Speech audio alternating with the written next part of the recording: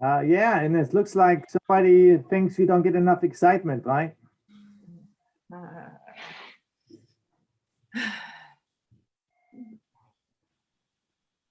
Way too much excitement for my liking.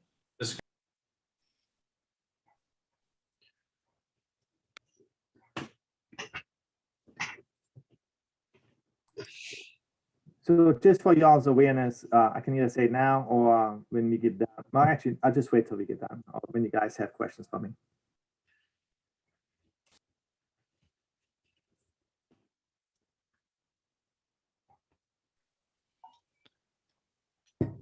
Kathy, can you hear me? I can, Lane. Nope, wrong Kathy. My bad. Sorry, there's too many. Kathy Schwartz. Yes, I can. Are you at home or in your office? No, I'm not. I'm in Port Townsend. Oh, okay. Yeah. So I'm actually ahead of schedule, believe it or not. Can I call you after we're done with this and we'll finish our conversation? Sure. Okay, cool.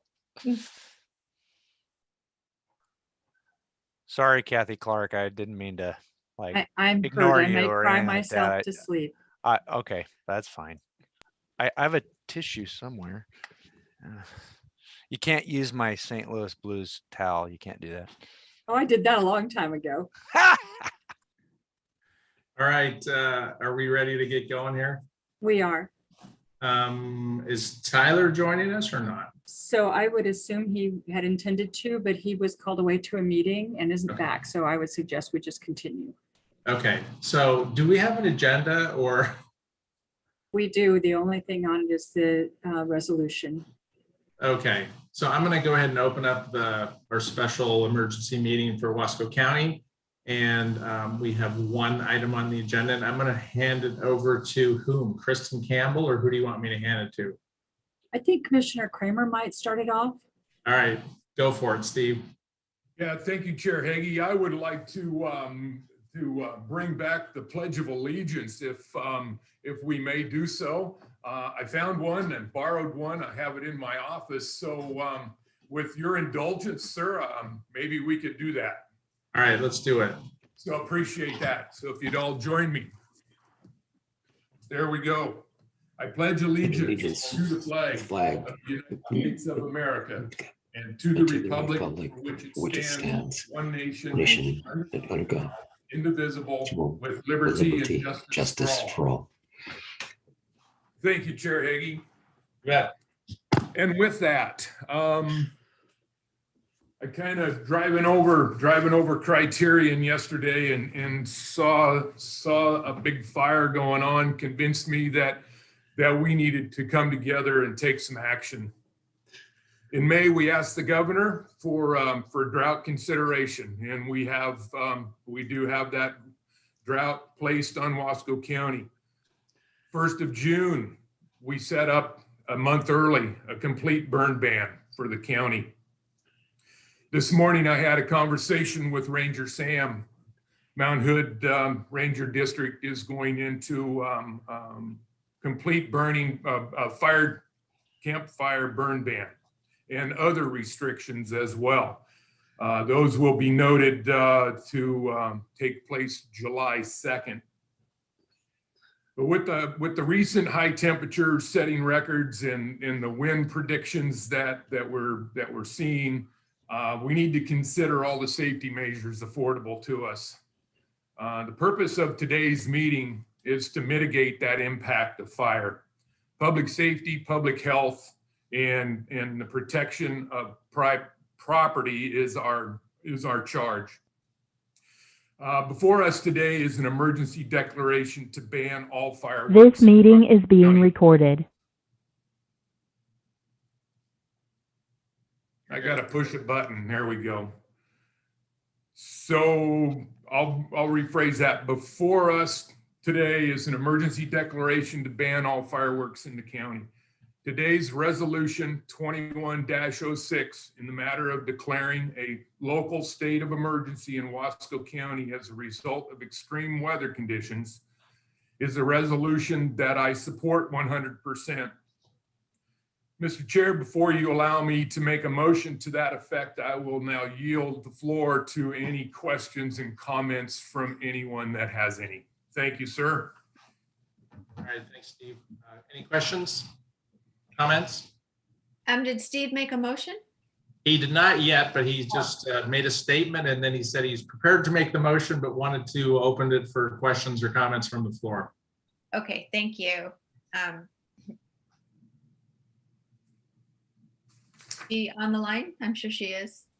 Who's that? Kristen Campbell, Oh, yes, she is. Yep. just to talk about the legality of what we're considering. You're muted, Kristen.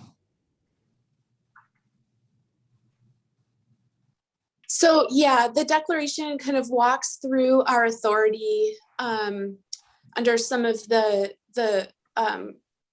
county emergency response provisions. The declaration walks through those statutory sites. This is pretty thoroughly vetted. This has gained a lot of traction throughout the state with numerous counties and cities. And this is coordinated in terms of the authority with those. So I'm very comfortable with that. I'm also comfortable that this does constitute an emergency, particularly given yet another fire that we saw start and threaten our communities and our crops yesterday afternoon. And of course, with the 4th of July holiday upon us, I am comfortable that this does constitute an emergency, which allows us to be meeting on short notice. We're going through all of the steps to notify the media. I believe at least one of the commissioners has some time on the radio today. This has been provided to all of our media outlets, as well as all of our posting avenues, our website. I believe the sheriff will, assuming this is adopted today, I believe the sheriff intends to post it on his Facebook page. I would suggest that the commissioners feel free to do the same, assuming adoption. Yep. Thanks. Thank you, Kristen. Sheriff McGill, I don't know if you want to chime in and provide any comments in regards to this. I don't have too many. I'll just follow up with what Kristen said. Sheridan and I are prepared if it's adopted today that we'll push it out. We'll probably put a press release together with our sheriff's office logo and everything on top of it for our Facebook followers and stuff like that. And then Sheridan we'll push it out to all of the fire agencies as well. That way they've got it, because some of those fire agencies have their own Facebook pages as well. So we're going to try to get the word out just as fast as we can, as hard as we can for you guys if it's adopted today. And the only thing I could say is we'll do the best we can for enforcement, throughout the county on this, the best that we can. And like I told Commissioner Kramer a little bit yesterday when we were kind of roundtabling this with Tyler, was the conversation of, what we can do from a law enforcement standpoint, because it's a crime. Illegal fireworks is a crime. So we'll just continue to investigate those incidents and write them up, and we'll forward them up to the district attorney's office, and we'll go from there. And then we'll let them make the decision on the criminal side of it after we do our normal thing here. So that's kind of where we're at on it, but we'll get the information out if you choose to adopt it today for sure. We're all about that. All right. Thanks, Lane. Sheridan, do you have anything you want to add? Nothing to add. Just saying, like the sheriff said, as soon as I get the information, I will take it and put our letterhead on it and post it on Facebook and release it to the fire chiefs, as well as the folks that have on my instant update the distribution list. So everybody will get it. Very good. Thanks. Matt, I don't know if you want to chime in any issues, concerns here. No, Chris and I talked a little bit about it last night in a phone call. I don't have any concerns with this. Whatever the sheriff sends up to us, as misdemeanor charges, will make decisions based on the information we receive from the sheriff, whether we're going to charge these to misdemeanors or violations. All right, very good. Thanks for being here. Let me chime one more thing in too. And I'm just saying this so I don't forget it, Sheridan. If they approve this, we'll get connected. I think what we'll do is we can do a countywide Everbridge on this for everybody. That'll cover 18 or 20,000 individual homes in the county through a countywide Everbridge. We can do that if they approve it. So I'm saying that so I don't forget. That's not to influence the board on any of their decisions. No, it's good to know that. Sheriff McGill, it's gonna have to be a short message though, is the only thing. We are limited on characters. That's fine. We'll work it out. All right, perfect. Anything else? I was just so right before our meeting started, I get a call from Mosier, from the city manager, Mosier, saying that they didn't have the resources to deal with a ban inside the city and wanted to know if the county would enact a countywide ban. And I explained that we were having a meeting to discuss that. But I think if I'm correct, the jurisdiction of this, and Kristen, you can answer this, is only in the non-organized areas. Is that correct, Kristen? That is correct. I am working with Paul Sumner, who represents some of our South County cities, and they're considering at this point just adopting what we end up adopting. And I'd be happy to talk to the Mosier city attorney and connect her with Paul. And that seems like the best, most efficient course of action. Excellent. Thank you very much, Kristen. And the one thing I would say is, in talking with Sheriff McGill, and I think we just want to make sure that this is understood, is that and he can answer, but I mean, we have a limited amount of staff, so I think enforcement of this measure is going to be a challenge. But I think obviously they're going to do the best they can, and our hope is that in doing this, we will kind of raise the bar and the threat level for our citizens, so they understand the kind of level where we're at. So hopefully our citizens will respond in basically complying with this. That's at least my hope. So, all right, with that, if there's no other comments or questions, I'd hand it back over to Commissioner Kramer. Thank you, Chair Hagee, Vice Chair Schwartz, teammates.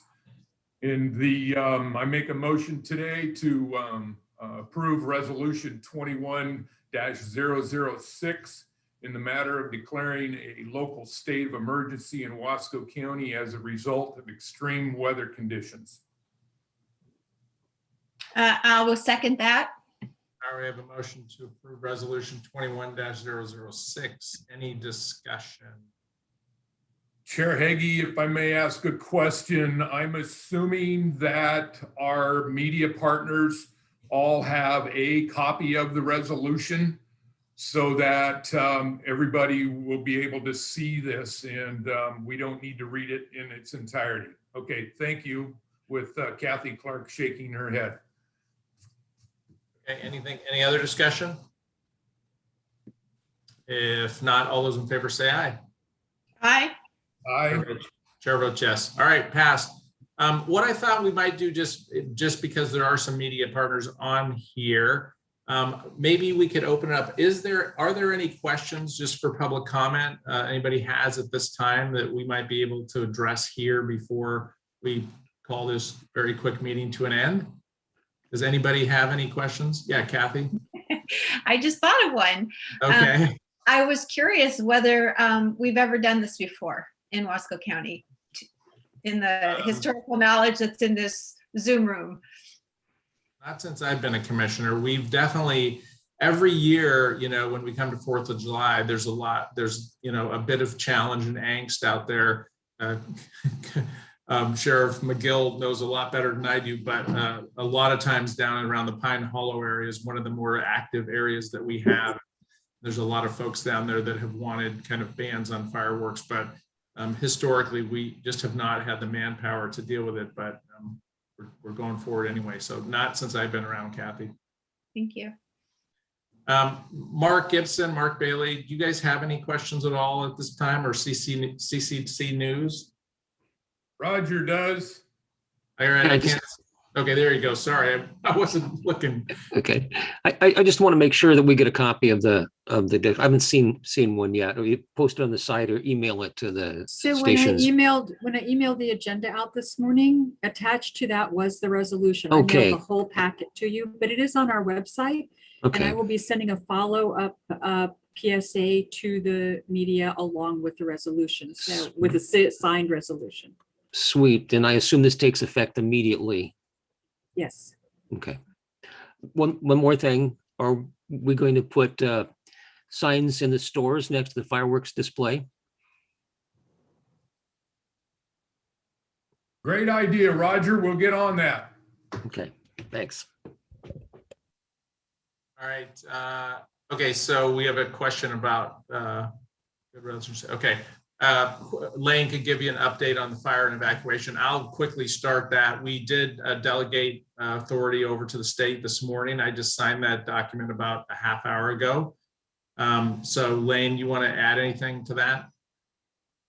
The only thing I'll add to it is that when that declaration was signed for a conflagration act, that activated the state system. There are 3 task force en route. Team Red from the Oregon State Fire Marshal's office is here now.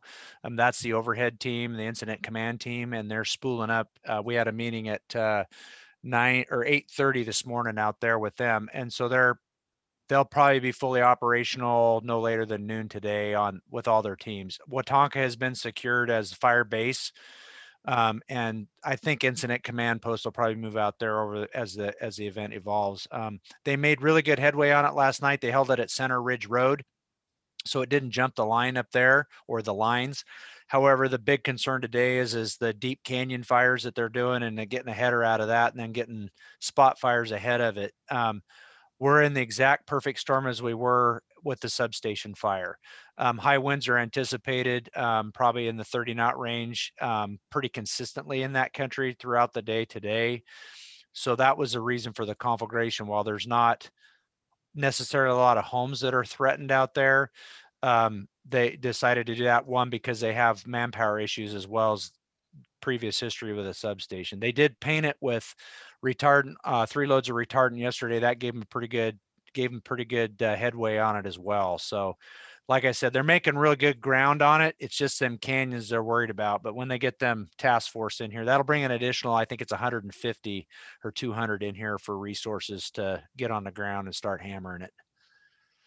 And the fire size, we were told this morning, was about 10,000 acres. So that was a one-day growth from 0 to 10,000, which is pretty stunning. The other thing is, we've been first in a lot of things. We have the highest ever recorded temperature in the state of Oregon, 118 the other day. And this, like last year, is the first state conflagration act that was enacted. So we got the first this year as well on that one. So, and the team that came out is the same team. One of the teams is the same team from Substation Fire, so they're well aware of fire activity and everything going there. So hopefully, yeah, Kathy. Oh, I was wondering, Lane, how many people have been evacuated? How many homes are we talking about out there so far? Sheridan, you got the number on it. I had it right in front of me, but yes, Commissioner. So according to the Everbridge, that notification went out to about 75 people. I can give you the exact number here in just a second. 1 sec. 71 contacts. And I'm sure there's like another 10 or 20 that didn't get it. So between 70 to 100 residents that were in the level 3 evacuation area. At what point will we need a shelter for folks? So we did have a temporary evacuation point set up at the Dalles Middle School. I contacted Red Cross District 21 as well as the Salvation Army immediately as soon as I got a request to set up a shelter. We set it up. Nobody showed up. We kept it open till about 8 o'clock. And if there is additional need for a shelter today, we'll open it back up. But at this time, there is no temporary evacuation location. Oh, okay, thank you. And one more question. Last night when I did close that location, I did post the Red Cross phone number if anybody needed to have a hotel or someplace to stay, for them to contact that. That was put on Facebook. Do you have, either you or Lane, do you have any idea of the compliance out there with evacuation notices? So go ahead. I'm sorry. Go ahead, Sheridan. No, I just wanted to make sure I understood you correct. Did you say compliance? Yes. So most of the people that are out there that are in that level 3 area that are closest to the fire, which would be basically Atkinson Road, Fax Road, and everything like that, they're all ranchers. So they're complying because they're out fighting the fire. So, I mean, there's no real compliance thing as far as enforcement goes on that sort of stuff. And we found over the years that in particularly, if even when we go level 3 and you've got that small group of people, chances are they've got another place to go that's safe for them, you know. So other than that, we're good. And the Boyd Loop area is, even though while it's a level 3, it's about 5 miles west of the fire. Well, not quite that far, probably 3 miles. We expanded it to a pretty big area because of the substation concerns and the wind stuff today. So while they're probably out of the danger zone, we just took some extra precautionary things for them, and they're still there. Some of them are still there, even though they're at a level 3, which is okay. And we're running patrols through there to make sure they're doing all right. Okay, thank you. So what you're saying though is a lot of folks are probably not evacuated, right? They're out fighting the fire. Yep. Which is how it works out there. Pretty much. Yeah, that's right. Yeah, pretty much. Okay, good to know. Because just because we've evacuated it doesn't mean people evacuate. Yeah, well, like I tell everybody, just so we're clear, I mean, I can put out a level 3 evacuation, which is go, but I have no statutory authority to physically remove them from their personal property. Sure. What I do tell people though is once you leave, I control the roads. So I'm not going to let you back in. So and we make that very, very clear to people. So I can control the authority. I have the authority to control the roads. I don't have the authority to control individuals on their private property, short of criminal activity, of course. But anyways, most people are very responsive to it. If they feel like they need to leave, they'll leave. We're getting good at it. Yeah. Thank you. Fortunately. All right. Very good. Any other questions? All right. Thank you everyone for coming. We did, if you joined us late, we did pass resolution 21-006. So there will be we do have a fireworks ban in Wasco County through what day? July 14th. July 14th. So get the word out for us if you can help. Appreciate everyone being here. Be safe and have a great day. Bye-bye. The recording has stopped.